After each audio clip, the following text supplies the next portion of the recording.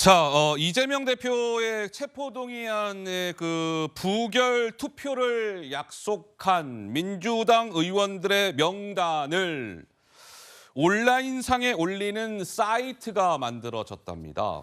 그래서 제가 여기 이거 글자 작아서 아마 우리 시청자 여러분들은 안 보이실 거고, 그래서 이제 명단들이 그 사이트에서 관리가 되고 있는 거예요. 제가 보니까 민주당 의원들 가운데 부결, 그러니까 반대표를 던진다라고 의사를 표명한 사람이 103명이다.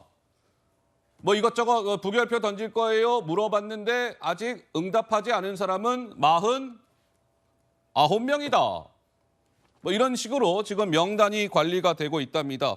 이것과 관련해서 민주당 내는 물론이고 여권에서도 비판의 목소리가 나왔습니다. 한번 들어보시죠.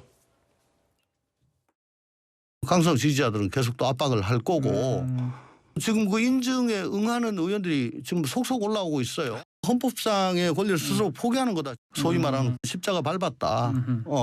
라는 거죠.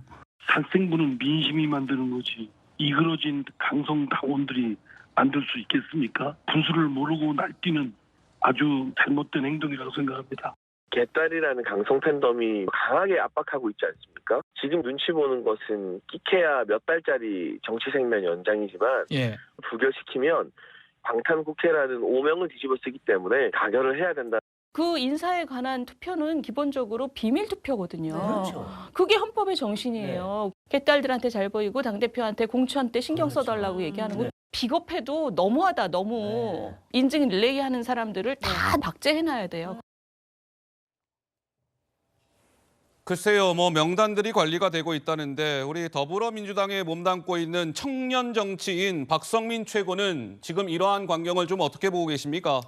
의원님들 본인이 다 이제 책임지실 수 있다, 책임지셔야 된다라고 생각을 해요. 그러니까 저 앞에서 이제 윤희숙 전 의원의 말씀이 소개가 됐는데 사실 헌법 정신에 비추어 봤을 때 이제 본인의 양심과 소신에 따라 투표하는 비밀 투표로 진행되는 거지 않습니까? 근데 그것과 별개로 본인이 저렇게 당연하게 부결을 시키겠다라고 말씀을 하시는 거는 저 말씀을 하시는 의원님들은 본인의 이제 소신이 있는 거겠죠. 본인의 확신이 있는 것이고 그렇다고 한다면 이렇게 다 기록이 남고 결과가 다 이렇게 온라인상에 박제되는 만큼 본인들의 앞으로의 정치 행보나 본인들의 앞으로의 소신이나 철학 면에 있어서 각자가 책임지는 몫이라고 생각을 합니다. 물론 저런 이제 확인을 하고 그 과정 중에서 확인이 되지 않는 의원을 향해서 무언가 잘못된 공격이 가거나 하는 방식으로 가지는 않았으면 좋겠다는 바람이 있고요. 또 한편으로는 저렇게 본인이 부결하겠다라고 말씀하신 분들은 저마다의 책임을 지시는 거라고 생각합니다. 사실 이게 무기명 비밀 투표입니다. 그렇죠? 체포동의안 표결은 예를 들면 홍길동 의원이 찬성을 했는지 반대를 했는지 알 수가 없어요. 무기명 비밀 투표기 때문에.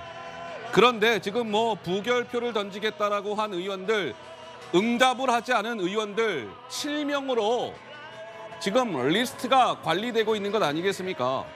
최진영 변호사님 한 말씀 하신다고요? 저는 이런 상태를 보면서 참담을 한물 금할 수가 없는데요. 참담하세요? 지금 그 개딸이라고 불리는 일부 같은 경우에는 찬성 의원을 끝까지 색출해서 정치적 생명을 끌어놓겠다. 제 방송에서 도저히 얘기하기도 정말 민망할 정도의 강성발을 얘기합니다. 민주당 이름이 뭐죠? 더불어민주당입니다. 여기에 도대체 더불어가 어디 있고 여기에 도대체 민주가 어디 있습니까?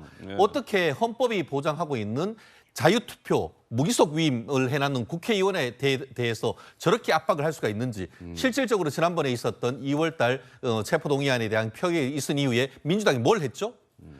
우리나라 그 정부가 수립한 이후에 지금까지 그 오던 그 국회법에 있는 인사에 관한 그 무기명 투표 이 부분을 개정해가지고 기명투표를 하자는 그런 얘기까지 있었단 말이에요. 정말 대한민국 헌법을 이 사건 이재명 대표를 한 사람을 위해서 법까지 바꿔야 되는 겁니까? 이게 바로 이재명을 위한 사당 논란에서 자유로울 수가 없는 것 아니겠습니까? 그렇기 때문에 정말 이제는 민주당이 정말 이재명의 민주당이 아니고 정말 살아있는 예전의 민주당으로 정말 돌아가야 될 그 시점이라고 저는 생각합니다.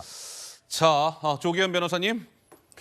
뭐 이런 좀 소위 말하는 강성 지지자들의 이런 뭐 활동들이 있는 거는 맞는데요. 예. 실제 이런 부분에 구체적인 영향을 받아서 의원들이 표결권을 이것 때문에 어떤 바꾸거나 하지는 않았다고 봅니다. 지난번에도 보면 2월 27일 때 압도적 부결이라고 했고 또 이런 비슷한 흐름이 있었지만 다르지 않습니까? 결과는 가결 투표를 해서 소위 말하는 이탈표가 30표 가까이 나왔다는 것이고요.